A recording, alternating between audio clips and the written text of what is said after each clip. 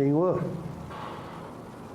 ensina-nos a orar sem esquecer o trabalho, a dar sem olhar a quem, a servir sem perguntar até quando, a sofrer sem magoar, seja quem for, a progredir sem perder a simplicidade, a semear o bem sem pensar nos resultados, a desculpar sem condições, a marchar para a frente sem contar os obstáculos, a ver sem malícia, a escutar sem corromper os assuntos, a falar sem ferir, a compreender o próximo sem exigir entendimento, a respeitar os semelhantes sem reclamar consideração, e a crescemos nós por nossa conta, a amar e tratar carinhosamente todas as mulheres do mundo. Que assim seja. Na noite de hoje, nós temos como expositora doutrinária a nossa amiga Andréia, que nos trará o estudo da noite. Convidamos a todos que prestem atenção às palavras dela.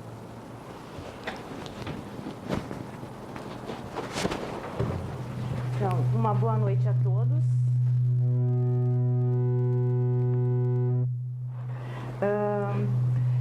O estudo da noite, no mês de abril, nós estamos trabalhando no livro Jesus no Lar. Ele é um livro do espírito Neio Lúcio, que foi psicografado por Chico Xavier. Até a hora que o Luiz Paulo estava escolhendo a prece, eu meio que pisquei ali o que ele estava fazendo. A prece que o Luiz Paulo vai fazer tem muito a ver com o tema. Esse livro, Jesus no Lar, ele é um livro, eu já fiz uma palestra sobre, uma exposição sobre esse livro, e ele é um livro que eu sempre recomendo, que ele é muito bom de ler, porque ele passa, é Jesus se reunindo com os apóstolos na casa de João para fazer uma conversa. E a gente sabe, né, quando a gente lê o Evangelho, Jesus fala por parábolas, sempre contando suas histórias. E essas histórias nós tiramos muito aprendizado sobre elas.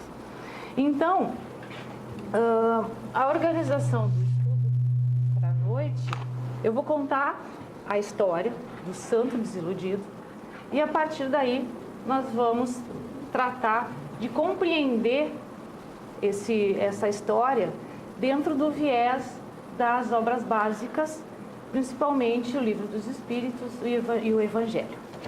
Bom, então a história diz o seguinte: o santo desiludido. Inclinara-se a palestra no lar humilde de Carfanaum para assuntos alusivos à devoção, quando o mestre narrou com significativo tom de voz. Um venerado devoto retirou-se em definitivo para uma gruta isolada em plena floresta, a pretexto de servir a Deus. Ali vivia entre orações e pensamentos que julgava irrepreensíveis, e o povo, crendo tratar-se de um santo Messias, passou a reverenciá-lo com intraduzível respeito. Se alguém pretendia efetuar qualquer negócio do mundo, dava-se pressa em buscar-lhe o parecer. Fascinado pela alheia consideração e crendo estagnado na adoração sem trabalho, suponha dever situar toda a gente em seu modo de ser, com a respeitável desculpa de conquistar o paraíso. Se um homem ativo e de boa fé lhe trazia a apreciação algum plano de serviço comercial, ponderava escandalizado. É um erro, apaga a sede do lucro que lhe ferve as veias. Isto é ambição criminosa. Venha orar e esquecer a cobiça. Se esse ou aquele jovem lhe rogava opinião sobre o casamento, clamava aflito: é disparate, a carne está submetendo o seu espírito. Isto é luxúria. Venha orar e consumir o pecado. Quando um outro companheiro lhe implorava conselho acerca de algum elevado encargo na administração pública, exclamava compungindo: é um desastre, afaste-se da paixão pelo poder. Isto é vaidade e orgulho. Venha orar e vencer os maus pensamentos. Surgindo pessoa de bons propósitos, reclamando-lhe a opinião quanto a alguma festa de fraternidade em projeto, objetava irritadiço: é uma calamidade, o júbilo do povo é desregramento, fuja a desordem. Venha orar, subtraindo-lhe atenção. E assim, cada consulente, em vista da imensa autoridade que o santo desfrutava, se entristecia de maneira irremediável e passava a partilhar os ossos na soledade, em absoluta paralisia da alma. O tempo, todavia, que todo transforma, trouxe ao preguiçoso adorador a morte do corpo físico. Todos os seguidores dele o julgavam arrebatado ao céu, e ele mesmo acreditou que do sepulcro seguiria direto ao paraíso. Com inexcedível assombro, porém, foi conduzido por força das trevas a terrível purgatório de assassinos. E em pranto desesperado indagou à vista de semelhante e inesperada aflição dos motivos que lhe haviam sitiado o espírito em tão pavoroso e infernal torvelínio, sendo esclarecido que, se não fora homicida vulgar na terra, era ali identificado como matador da coragem e da esperança em centenas de irmãos em humanidade. Silenciou Jesus, mas João, muito admirado, considerou: Mestre, jamais poderia supor que a devoção excessiva conduzisse alguém a infortúnio tão grande. O Cristo, porém, respondeu imperturbável: plantemos a crença e a confiança entre os homens, entendendo, entretanto, que cada criatura tem um caminho que lhe é próprio. A fé sem obras é uma lâmpada apagada. Nunca nos esquecemos de que o ato de desanimar os outros nas santas aventuras do bem é um dos maiores pecados diante do poderoso e compassivo Senhor. Quando eu li a história, veio várias que a gente fica pensando: o que eu vou falar e como é que eu vou falar? E dúvidas surgiram no momento de preparar o trabalho, mas em conversa com colegas da casa, o estudo foi se organizando. Então, como eu tinha comentado com vocês, eu vou começar a trazer trechos da história para a gente fazer análise com as obras básicas. Então, dentro desse primeiro trecho, que vem contando que esse venerado, ele se retirou para uma floresta e ali ele ia passar a orar, né? No Livro dos Espíritos, capítulo 7, vem falando dessa necessidade da vida social. Então, a pergunta seria: é correto nos isolarmos do mundo? Que serventia teremos nós para tratar de não viver mais em sociedade? E a pergunta 766 que o Kardec fez aos espíritos nos diz: a vida social está na natureza? Certamente. Deus fez o homem para viver em sociedade. Não lhe deu inutilmente a palavra e todas as outras faculdades necessárias à vida da relação.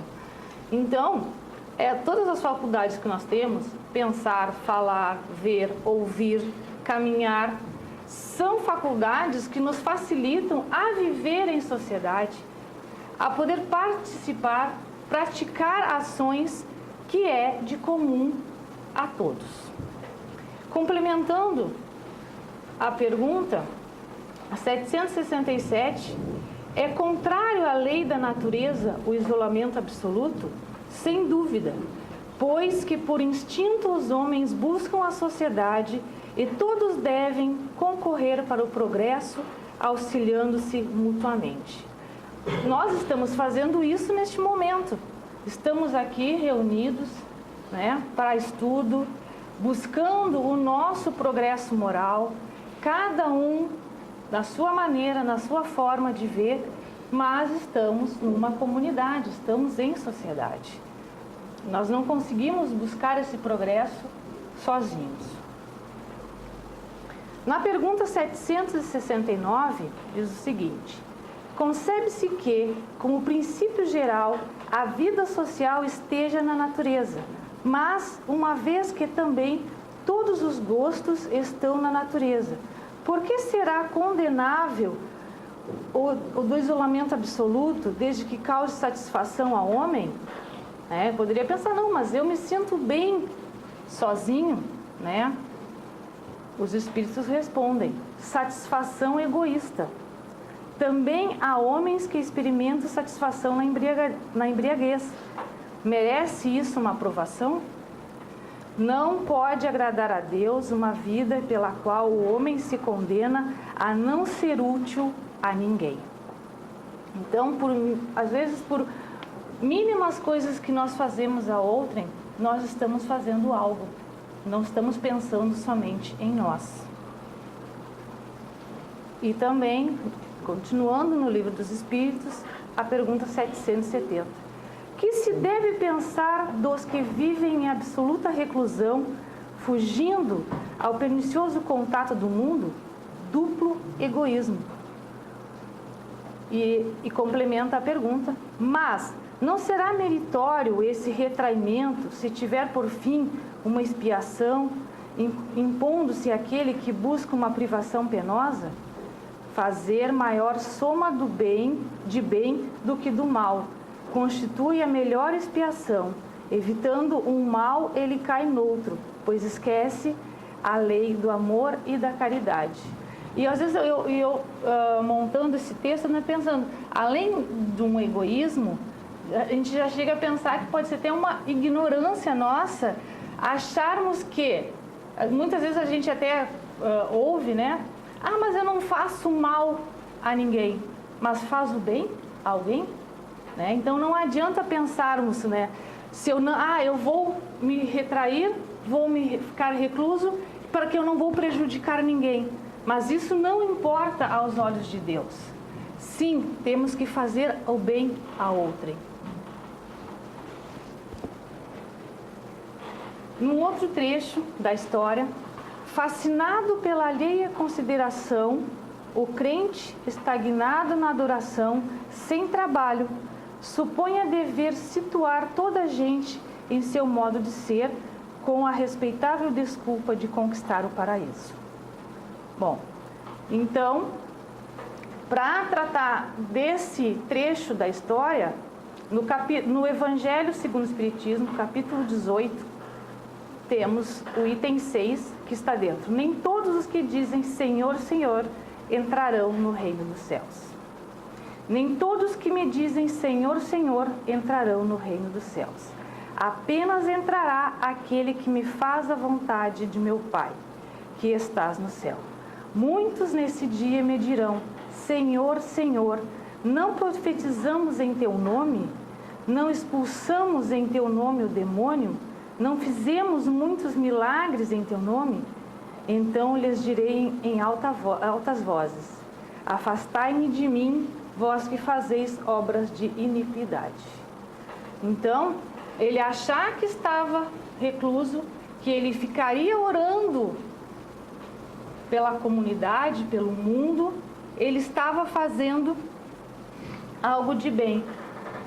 Orar, sim, mas ao momento que se procurava ele e ele desiludia as pessoas, ele estava retraindo tudo aquilo que as orações dele poderiam trazer de bem, de benéfico.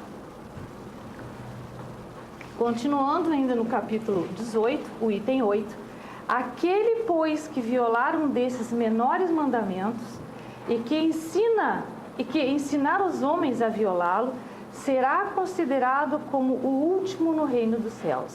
mas será grande no reino dos céus aquele que os cumprir e ensinar. Então é isso, né? Ele orava, mas o que ele dizia para aquelas pessoas que iam procurar para pedir um conselho? Desista, isto não é correto, vamos orar. Será que só orar é suficiente? Devemos pensar, devemos agir. Então, no momento que ele dizia que aquelas pessoas queriam fazer estava errado e desiludia totalmente a pessoa, ele estava violando uma das leis de Deus. No item 9, serão seus discípulos os que passam os dias em oração e não se mostram nem melhores, nem mais caridosos, nem mais indulgentes para com os seus semelhantes? Não, porquanto do mesmo modo que os fariseus, eles têm a prece nos lábios e não no coração. Pela forma poderão impor-se aos homens, não porém a Deus. Então, o que a gente tira desse item 9? Ele poderia estar fazendo as suas orações, mas será que essas orações eram realmente de coração? Ou ele só queria, por vaidade, parecer-se um santo Messias para as pessoas ficarem lá idolatrando? Será que era realmente qual a sua ação perante isso? Num outro trecho da história, ser um homem ativo e de boa fé, ele trazia, então, apreciação, algum plano de serviço comercial ponderava escandalizado. É um erro. Apague a sede do lucro que lhe ferve nas veias. Isto é ambição criminosa. Vem orar e esquecer a cobiça. Então, quando ele nega ajudar o próximo com esse conselho, ele está renegando todos os ensinamentos do Pai. E assim, essa aqui é uma das pessoas que foram pedir ajuda, entre outras que ele prejudicou, porque as pessoas saíram dali muito tristes. Para tratar dessa questão da gente desiludir as pessoas no que a gente fala, muitas vezes, o Livro dos Espíritos, capítulo 8, pergunta 781, nos diz: tem o homem o poder de paralisar a marcha do progresso? Não, mas tem às vezes a de embaraçá-la. Então, quantas pessoas esse santo Messias pode ter prejudicado e não ter auxiliado no progresso desse irmão? A pergunta que complementa: que se deve pensar dos que tentam deter a marcha do progresso e fazer que a humanidade retrógrade? Pobres seres, que Deus castigará, serão levados ao roldão pela torrente que procurar deter. Sendo o progresso uma condição da natureza humana, não está no poder do homem opor-se-lhe. É uma força viva, cuja ação pode ser retardada, porém não anulada pelas leis humanas más.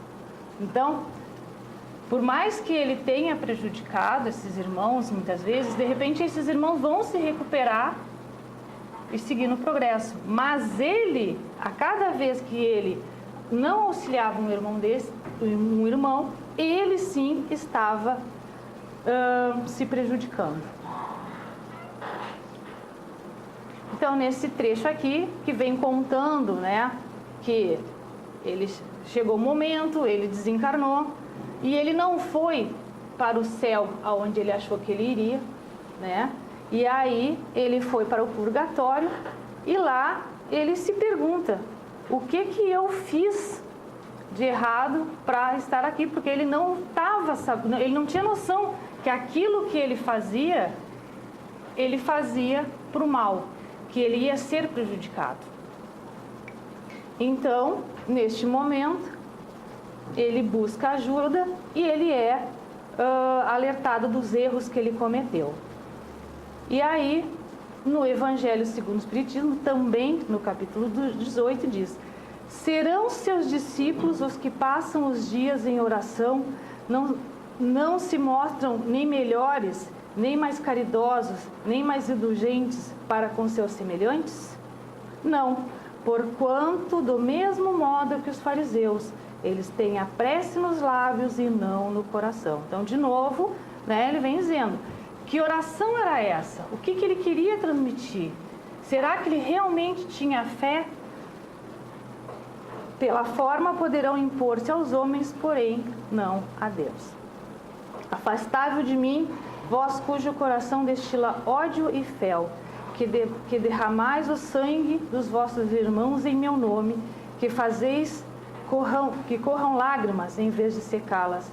Para vós haverá prantos e ranger de dentes, porquanto o reino de Deus é para os que são brandos, humildes e caridosos. Então, de repente, se esse Santo Messias tivesse esse último trecho gravado no seu coração, ele poderia não fazer o mal que ele estava fazendo, muitas sem saber, por ignorância muitas vezes. Findando a história, o João, né, também ficou curioso, porque ele também achou que a oração desse Santo Messias não ia prejudicá-lo a tanto levar ele para o purgatório. E aí Jesus responde: plantemos a crença e a confiança entre os homens, entendendo, entretanto, que cada criatura tem o caminho que lhe é próprio. A fé sem obras é uma lâmpada apagada. Nunca nos esquecemos de que o ato de desanimar os outros nas santas aventuras do bem é um dos maiores pecados diante do poderoso e compassivo Senhor. O que a gente pode, então, tirar de conclusão dessa história? O item 16 do capítulo 18 vem dizendo: procurai os verdadeiros cristãos e os reconhecereis por suas obras. Uma árvore boa não pode dar maus frutos, nem uma árvore má pode dar bons frutos. Toda árvore que dá bons frutos, que não dá bons frutos, é cortada e lançada ao fogo. Por quê? O que a gente pode pensar? Esse Santo Messias, ele só orava. Mas e as ações? Ele dava bons exemplos? Não, ele estava recluso, só orando. Então é isso que o Evangelho vem querendo nos alertar. Podemos procurar a oração? Sim, mas devemos ter ações. Devemos mostrar as nossas boas ações. O cristianismo, o qual fizeram há muitos séculos, continua a pregar essas virtudes divinas. Esforça-se por espalhar seus frutos, mas quão os colhem? A árvore é boa sempre, porém maus são os jardineiros. Então, dentro do ensinamento do Mestre Jesus, nós só temos bons exemplos. Ele nos deixou inúmeras situações que podemos admirá-los pelo seu verdadeiro amor, pela sua caridade, por toda a prestação de serviço que ele nos deixou de ensinamento. Então, nós podemos ver aí as suas obras, os seus frutos de ensinamento, que hoje nós estamos tentando aprender para nos aprimorarmos, nos melhorarmos moralmente. Então, isso é uma caminhada que nós estamos ainda engatinhando como seres encarnados dentro de uma busca de um progresso, e que possamos nós, a cada momento que vamos progredindo, também possamos nós deixar frutos daquilo que nós estamos aprendendo. É uma maneira de nós compreendermos as ações que o Pai nos ensinou e assim nós também começarmos a fazermos as nossas ações. Vamos praticar o bem. Orar, todos devemos orar pelo próximo, mas também devemos mostrar as nossas ações do bem. Não com o intuito de vaidade, mas com o intuito de auxílio. Não precisamos nos exibir por atos que fizemos, mas sim nos pequenos gestos de caridade, de auxílio ao próximo. Uma palavra amiga já é um grande bem que podemos deixar a todos. E para encerrar o estudo da noite, o Evangelho, capítulo 18, vem com essa frase: meus irmãos, afastai-vos de vós, dos que vos chamam, por vos apresentar as sarças do caminho. Segui o que vos conduzem à sombra da árvore da vida. Então eu agradeço a todos. Espero ter me fazer compreender um pouco das palavras do estudo da noite. Todos nós aqui estamos na busca da compreensão de como nós devemos, não vou dizer agir, mas como devemos ter as nossas ações perante esta encarnação, perante os nossos irmãos que convivemos em sociedade, em comunidade. Agradeço a todos e uma boa noite.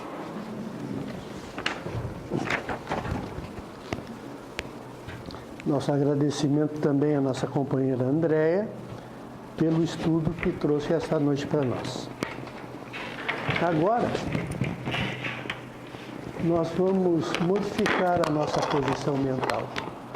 Vamos relaxar e deixar que nela passeie a imagem, ou o nome, ou o sentimento daqueles entes queridos nossos que já desencarnaram. E temos muitos. E vamos por ele dedicar uma prece, irradiando em direção a eles um pensamento de paz, de harmonia e de saudade. Senhor Deus nosso Pai, que a vossa misericórdia se estenda sobre todos os espíritos que se recomendam às nossas preces. E também aqueles que ouvirem as nossas solicitações, mormente que acabam de passar para outra vida e sofrem ainda a agonia da perturbação. Inspirai a todos o desejo de se espiritualizarem para apressarem o seu adiantamento. Fazei-lhes compreender que pelo raciocínio, pelo estudo e pela prece poderão abreviar o tempo dos seus sofrimentos. Que assim seja.